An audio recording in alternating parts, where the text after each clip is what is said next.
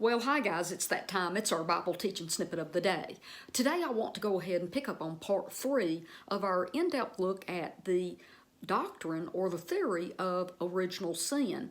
And that meaning basically is original sin means that every human being born into this earth is born evil, that they're already a sinner the moment, well, even before they're born, actually. Okay, I'm going to cover that a little bit deeper too. But once they are born into the earth, they're already a sinner, okay? Now, there's a couple of things that I want to say one more time. Did you know this is not the early church belief? It is not what Jesus taught. I'm going to show you that today, hopefully, okay? This idea or doctrine did not enter into Christianity until the 5th century. A lot happened in the Church of Rome in the 5th century, the end of the 4th century and the 5th century, okay? This is when St. Augustine came up and really started teaching his belief and brought into Christianity the doctrine of eternal conscious torment in a place called hell or a lake of fire. That was not the predominant belief in early Christianity. What Jesus, the disciples, and the early church leaders taught was ultimate or complete restoration or reconciliation of all things, all people, okay? But a lot of pagan ideas got put into Christianity once Christianity made it into a pagan empire. And through the Emperor Constantine, the Church of Rome, scriptures were modified a little bit. And that's shocking to a lot of Christians. I know that. It shocked me, guys, okay? I could probably say this. I don't think anything that I have researched and discovered shocks you any more than it did me when I found these things out, okay? So just bear with me, and even better, don't bear with me. Don't believe me. Go out and do your own research, and then you don't have to wonder if I'm making this up or if my research materials that I offer are well-founded or not. Go and study for yourself. So let me get back on real quick, okay? So in the 5th century, St. Augustine, who comes from 2 previous pagan religions, when he converts to Christianity, he brings some of those beliefs in with him, okay? He's got stinking thinking, junk in the trunk, that he brings into Christianity. He becomes a leader in the Roman Catholic Church, is what we call it today, the Church of Rome. And so a lot of his teachings started turning the belief systems of Christianity toward what his own theology was at the time, okay? So in the 5th century, St. Augustine comes up with the theory, and I'm going to read this to you, okay? Maybe I should just read what original sin is. I did this the other day, so let me just start there. Original sin in an Augustine Christian doctrine says that everyone is born sinful. This means they are born with a built-in urge to do bad things and to disobey God. It is an important doctrine within the Roman Catholic Church. The original concept of original sin, and I might have said that wrong, the concept of original sin was explained in depth by St. Augustine and formalized as part of the Roman Catholic doctrine by the Councils of Trent in the 16th century. Okay, some Christians believe, and not just Christians, most denominations in America believe that original sin explains why so much is wrong in the world that was created by a perfect God, and why people need to have their souls saved by God. Okay, now, so what I want to do today, okay, I'm just going to talk to you a little bit about St. Augustine, a little bit, okay? Here's St. Augustine's theory on original sin, okay? St. Augustine largely himself devised the theory of original sin. He thought that original sin was transmitted from generation to generation. Are you listening? This is important. Through sexual intercourse. Augustine did not say exactly how this happened. He said it was transmitted by conspicuous, or whatever that word is, when people had sex and conceived a child. So in other words, okay, he taught that when the union of two human beings, and look, it did not matter if you were married, holy matrimony or not. It has nothing to do with that, okay? Has nothing to do with the child being a bastard child and being a sinner or being born through wedlock, okay? Any sexual intercourse between human beings, in Augustine's mind, was sin. Did you get that? Okay. And sexual desire was bad. And because it could totally overwhelm those caught up in it, depriving them of self-control and rational thought. And so this is why he believed, and some of his writings even, and I think I saved one of his quotes. Let me see. This is St. Augustine's quote. You ready? When it comes to the actual process of generation, meaning getting pregnant, having sex, the very embrace, which is lawful and honorable, cannot be effected without the allure of lust. So see, he sees just the attraction between a man and a woman as being a sin, and that it is lust. This lust is the daughter of sin, and as it were, and whenever it yields to the commission of shameful deeds. See, he's saying that having sexual intercourse, even in a marriage bed, is shameful. It becomes also the mother of many sins.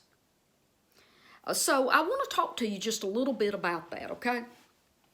Now, why in the world would a good God put in place Adam and Eve, two genders, and he tells them, now go and multiply and fill the earth.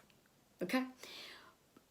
Are we going to say that God didn't actually foresee that man would ultimately wander away from his perfect will and what he wanted? Of course he knew that. Remember the lamb that was slain before the foundations of the world were ever laid? So God already knew that at some point men would wander away from his perfect will and live outside of the ways of God. Okay.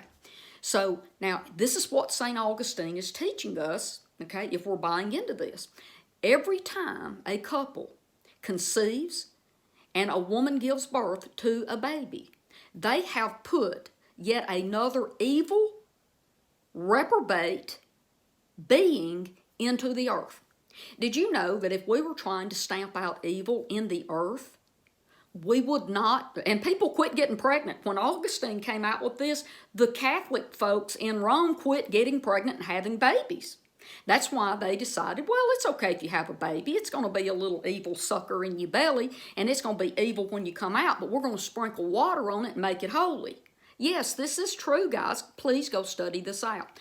So if we were trying to stop evil from being born and propagating and multiplying in the earth, wouldn't Christians be big advocates of people not getting pregnant and even promote people getting abortions so we could stop all this evil that's going on in the earth? Let's just think about that for a minute, okay? So let me read you just a little bit more about this St. Augustine, okay? This was not really accepted 100% as a true written down in the letter of their belief systems of the churches until the Council of Trent in 1545 to 1563, those Trent councils, okay?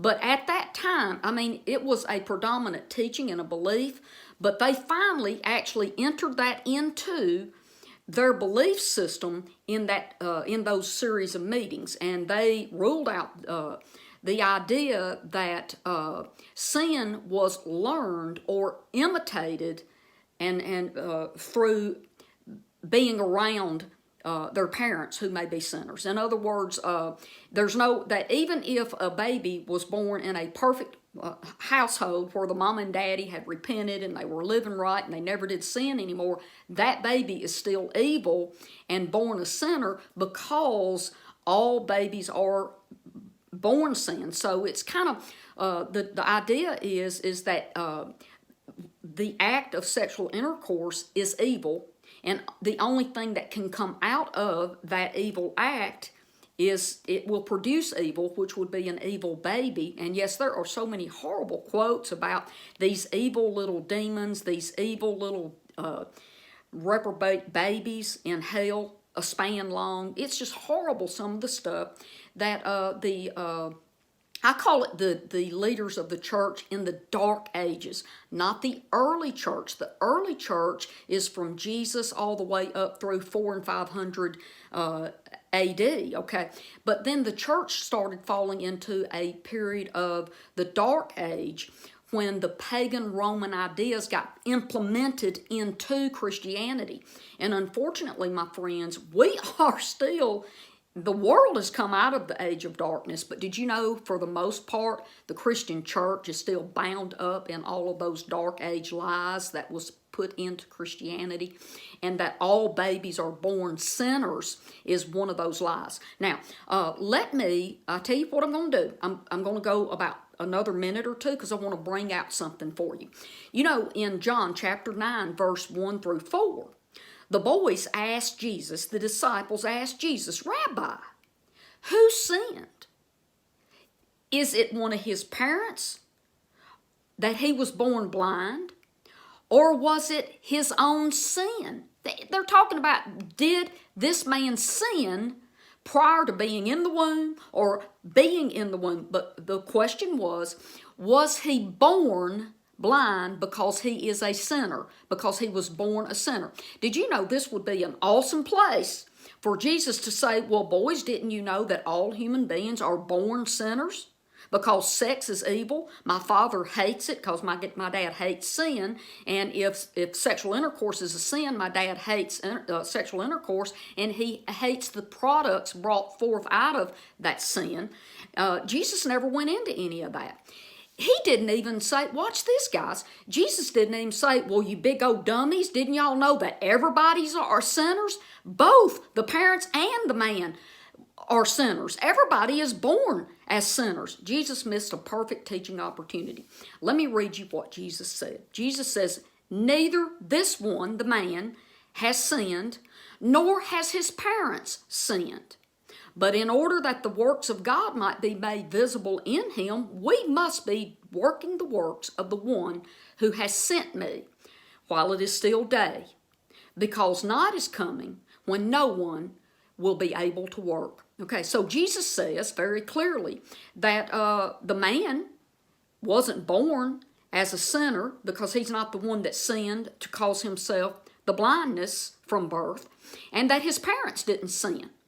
I want you to pray about that a little bit with me. I'm going to go deeper. This is just part 3. I'm going to keep pulling these layers back, and I want to show you the error that we would actually believe that God would, and even in 1 Timothy chapter 4, verse 1 through 5, that verse 5, it says, everything that God has created is good and beautiful and should not be called unclean, defiled, or evil. Did you know God created marriage? God created people having babies together. And there's no greater joy than for someone to hold a precious newborn baby in their arms. If that's not a sign of God's love and a stamp and a kiss of his approval to mankind being made in his image, what are we thinking, guys? Believing that we are made in God's image and that we're evil? Let's pray about that. Listen, I got to sign off. It's been so good to talk to you today. I've missed you. And by the way, these teachings have just come up at a great time.